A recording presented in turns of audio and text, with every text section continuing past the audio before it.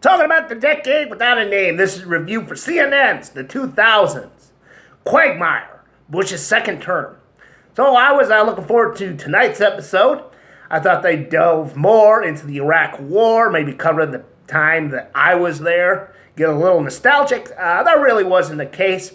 I shouldn't have been surprised at this because it was right there in the episode title, Bush's second term. That was what tonight's focus was on Bush's second term in the 2000s and what a shit job he did. So they actually did start off with the Iraq War, covering the period of time that I was there. And, the capture of Saddam Hussein in Tikrit. I was actually in Tikrit when that happened. I was not, of course, part of that mission.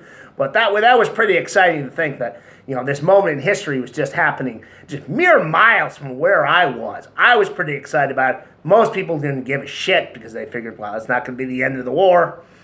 Just because they captured Saddam Hussein, who gives a shit anymore? We got to deal with all sorts of other people. So anyway, they covered that, and then they come back. They're talking about the 2000 election with Bush versus John Kerry, and of course CNN. The documentary series is blaming Kerry's loss on the Swift vote veterans. These Vietnam veterans who didn't like John Kerry and they thought he was exploiting his Vietnam record once again for political gain. A lot of people thought, well, you know what, this is just a scam because you got all this big money behind it. I don't think that was necessarily the case. Yeah, people like Karl Rove made sure he got paid for it, but I think the veterans, they just did not like John Kerry because he was a guy who came out against the Vietnam War. And now he's trying to make himself as a hero to the Vietnam War. Classic flip-flopper. And, when you got him saying that he was against the war before he was for it, or was it he was against the war before he was for it, John Kerry sucked, and that's why, they lost in 2004, and we ended up with 4 more fucking years of George fucking W. Bush. So after that, they get into Hurricane Katrina.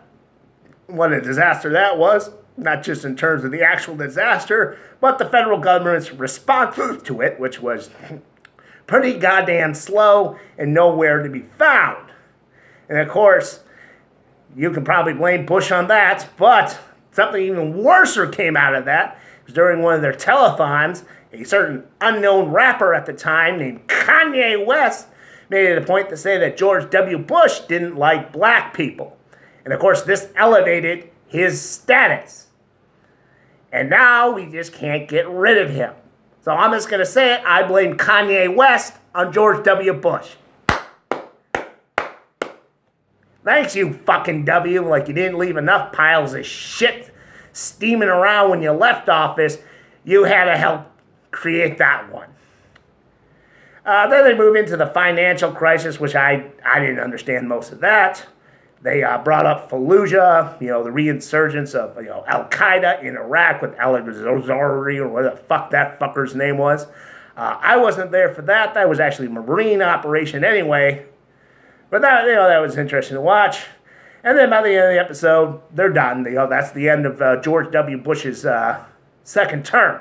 I was kind of pissed with how they summed it up, where, once again, we've got these apologists coming on making excuses for George W. Bush. In the last episode, we had people making excuses for Colin Powell.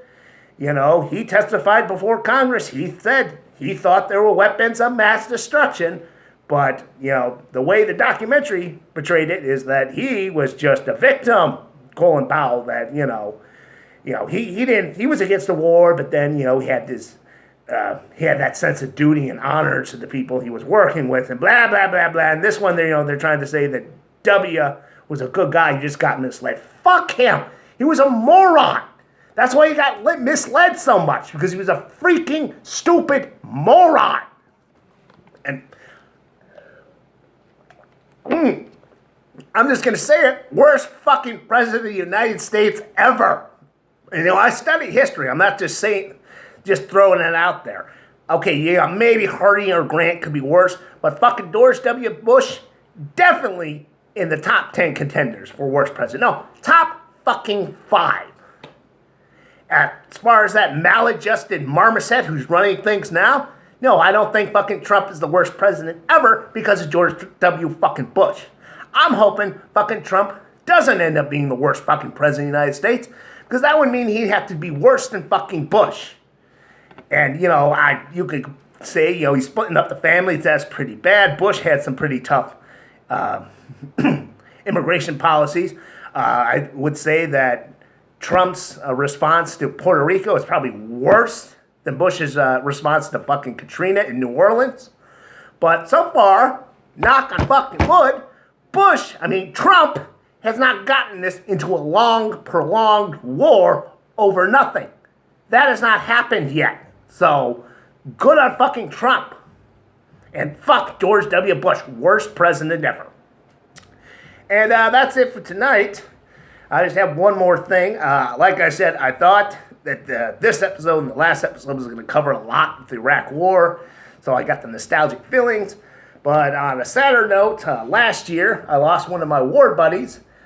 This is me back in 2003 on my convoy up to FOB Spiker. And this guy here is PFC Brett Rule. I don't remember what his last rank was before he got out of the Army. But anyway, sadly, Brett left us last year. He passed away. So I just thought that I would dedicate this video to my lost war buddy. He was a great guy, very supportive of me, and I'm going to miss him.